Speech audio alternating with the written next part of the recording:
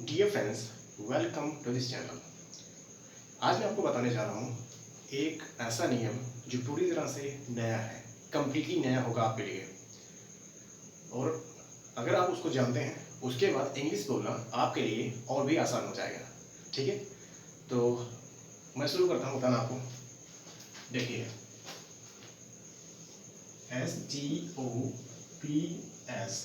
stops, ANG and CONGI and UANGS stops and continuance।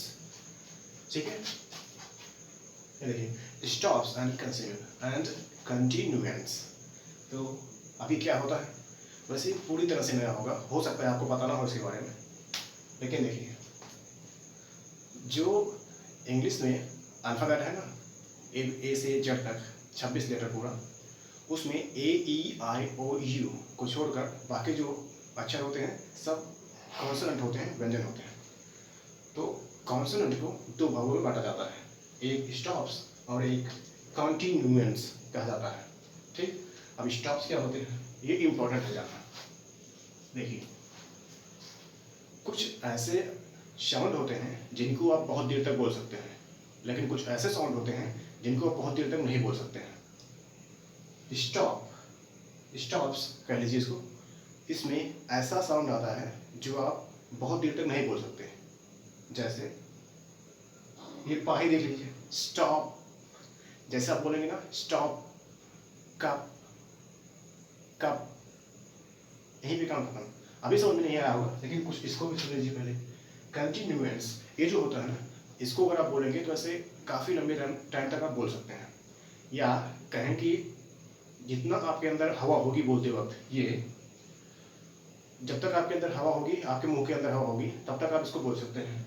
जैसे इसका सा का साउंड ये, अगर आपको ये बोलना हो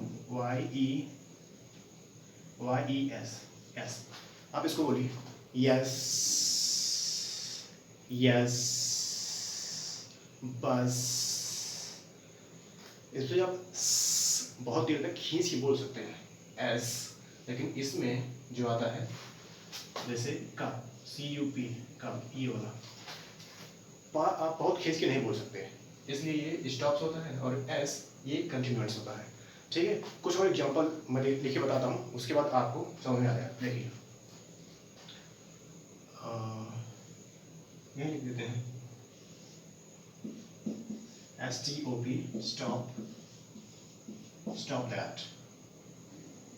दूसरा big, PARK, big park. CUP, cup, CAKE, cup cake.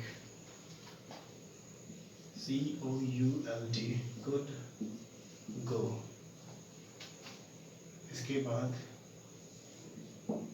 Did, that. इसके बाद कीप टॉकिंग। इसके बाद एक लिख देते हैं हेल्प हिम।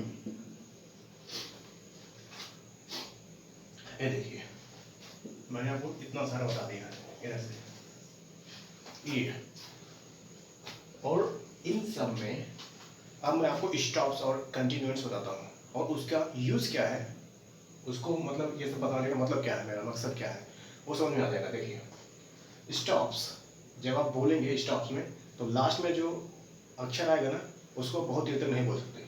जैसे ये स्टॉप, स्टॉप। अब इंग्लिश का नियम ये कहता है कि जब कभी भी किसी शब्द के लास्ट में,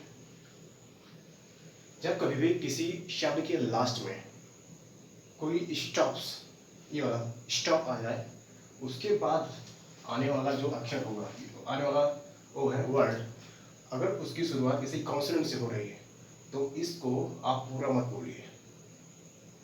देखिए कैसे स्टॉप जब बोला जाएगा ना, स्टॉप, एक तो आप ऐसे बोल लीजिए स्टॉप, स्टॉप। जब आप पा बोलेंगे ना स्टॉप, तो आप ऐसे मुंह बंद ही रखिए, जो हवा आपके मुंह में इकट्ठा होगी ना, उसको बाहर बताने दीजिए, उसको अंदर ही रखिए, और उसी में जोड़ के फिर आगे वाला बोलिए, बोलना है। नहीं समझ में आया? जैसे ए वाला है स्टॉप, प ऐसे बोलिए, तो स्टॉप, ये सही नहीं है लेकिन स्टॉप। जब पा बोलते समय जो हवा होगी ना अपने मुंह के अंदर ही रोक के रखिए, उसको बाहर मत आने दीजिए, ऐसे स्टॉप स्टॉप। और अगर वो बाहर आ गई तब तो दिक्कत है बोलने में, तब आप इसको बोल नहीं पाएंगे सही से, स्टॉप दैट, स्टॉप दैट आप ऐसे बोलेंगे।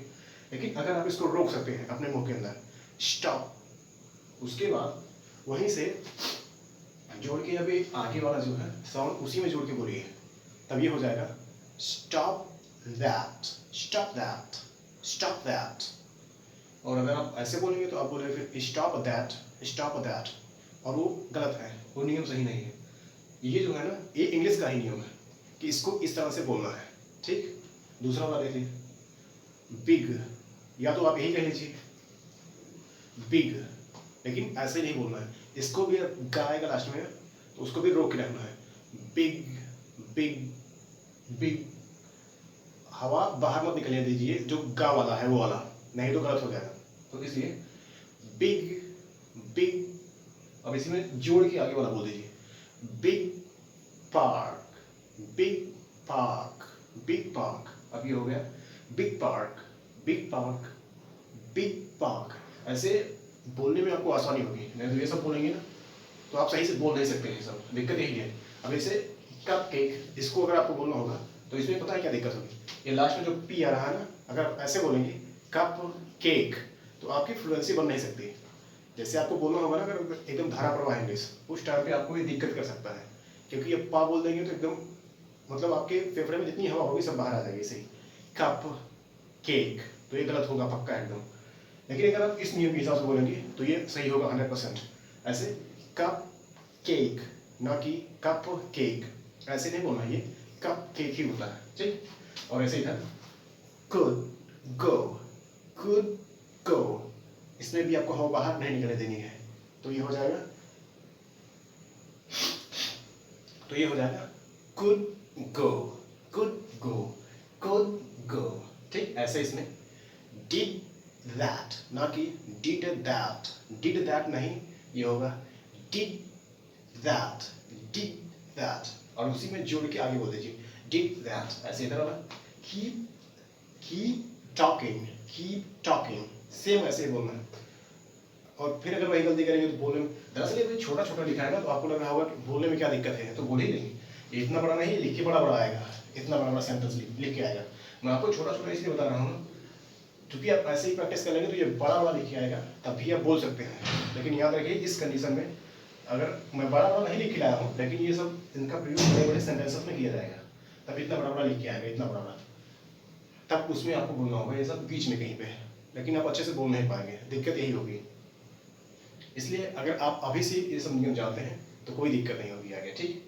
ऐसे ही कीप टॉकिंग, ना कि कीप टॉकिंग नहीं, कीप टॉकिंग। ऐसे ही वाला हेल्प हिम,